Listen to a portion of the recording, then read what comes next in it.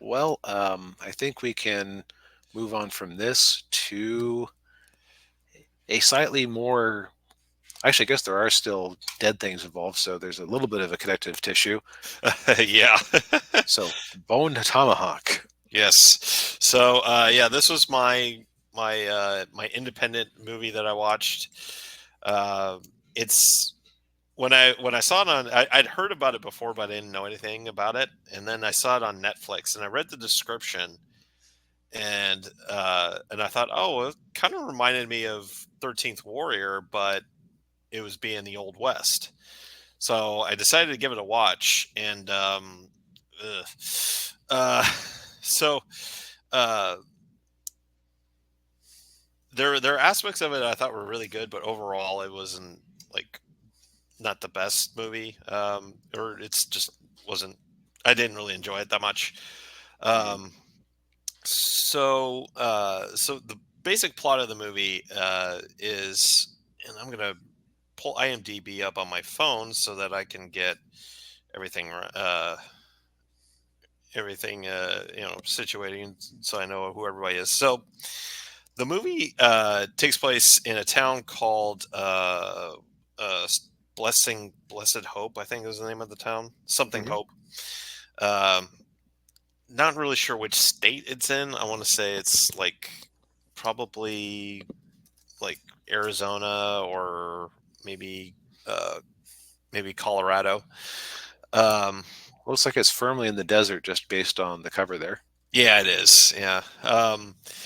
And so the movie starts off, and when I will say when the movie starts, I thought, okay, I'm in for something really, really gut wrenching here, and it opens with these two bandits. One of them was played by David Arquette, and the opening shot is David Arquette just cutting a guy's throat, laying on the ground. Mm. They ambush these guys that are sleeping, and they just you know cut their throats, and because they're going to steal whatever they have.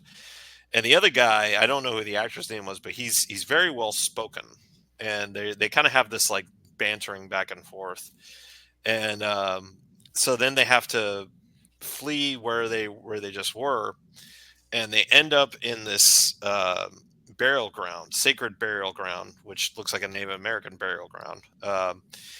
And they desecrate it by walking across it, and then the well-spoken bandit,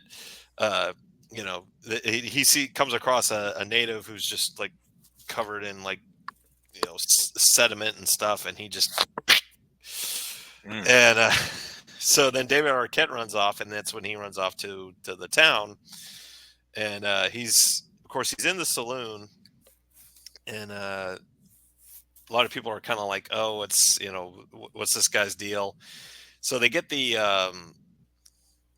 sheriff, which is Sheriff Hunt, that's Kurt Russell, and they the guy, and of course David Arquette tries to leave, and then Russell shoots him in the leg, and they take him off to jail, but then they can't get the doctor because he's you know passed out drunk. So they have to go to this nurse that's in town, and her name's Samantha, and of course she's tending to her husband, who's played by Patrick Wilson. His name is Andrew or Arthur, and Patrick Wilson, he was Night Owl in Hmm. Watchmen. And he's been in like the Conjuring movies and the Insidious movies, so he's mainly known for horror. Um, but she's she's taking care of him because he broke his leg. Um, and then of course, as they're in the jail that night, that's when this group of natives attack, and uh, they take Samantha, and they take the Drifter, and they take a young deputy who was there. So now Kurt Russell has to basically put a posse together to go and to go rescue them from these natives. But the issue is they talk to another Native American who's living in in the town, and he's like, "Yeah, these guys are bad news. they're they're inbred. They're cannibals. You go anywhere near them, they're going to kill you." so and you have that setup, Oh and it's my. like, yeah. So you have that setup, and I'm kind of like, okay, I mean, now early on in there, I'm kind of like, okay, I'm kind of into it, but the problem I was having with it was really slow paced. Hmm. Yeah, and then when they set off to, to this native tribes, camp area, like, it is really slow. Like, it's just, this movie's over 2 hours. They could have easily cut 30-40 minutes out of it. It could have been a 90-minute movie. So, so it's kind of the issue where I feel like streaming movies in particular, um, because the success is measured on minutes watched, it's in everybody's interest not to be brief. Yeah, yeah, that makes sense. But yeah, it's and I think what kind of it adds to the slow pace, and it's weird because it's this aspect of the movie is a detriment, but it's also uh clever. It also kind of works with the tone of the movie, and that's, there's no score. Huh. There's no musical accompaniment. So I mean, everything is just, it's natural sound, and the other and it's just, so I think that kind of, so there, you don't have those musical cues about what's going to happen. Okay. It's like surprises are actually surprising. Yeah, yeah, they are. And there are quite a few of them in this. But but yeah, it's really, it starts off really good. It's very slow in the middle, and then it kind of picks up a little bit near the beginning of the third act, and then it kind of slows down again, and then it picks up again. It's Okay. Yeah. I will also say too that it is very violent. I mean, it is brutally violent. Like, these natives do to the young deputy that they kidnap is, oh, oof. Okay. So it almost sounds like it's more of a Western horror than anything else, like, or than a Western Yeah. action. Yeah, it is. Yeah, very much. Actually, I think it's even categorized that way on Netflix as Western horror. Okay. Yeah, and it's.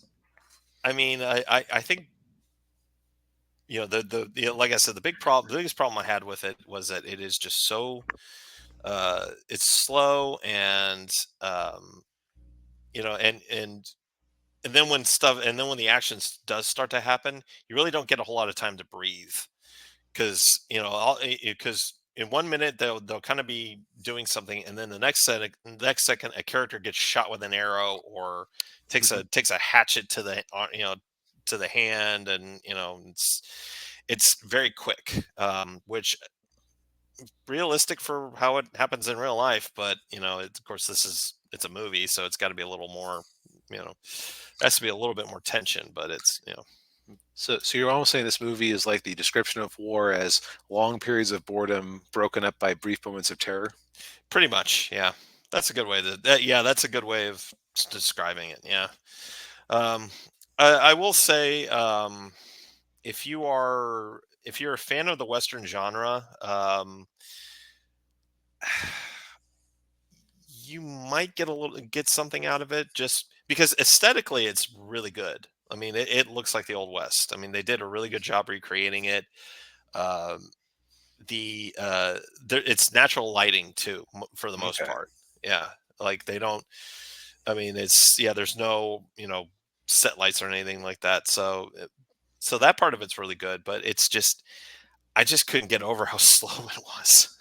It's just, I mean, and even the stuff, like, because usually in those slow parts, that's when you're kind of do, like, character development. You try to Right. build them up, but they really didn't do that very well. Yeah, it was just really, yeah, but It's all right. It's not great, but I mean, you know,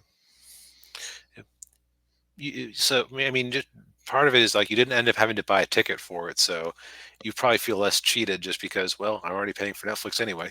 that's true. Yeah. My only problem is that, you know, like I said, I thought it was too long. I mean, Mhm. this movie could have easily been 90 to 100 minutes, and you wouldn't have lost anything. Yeah. Uh, well, I don't have much to add because it doesn't really sound like it's my genre. But Yeah. speaking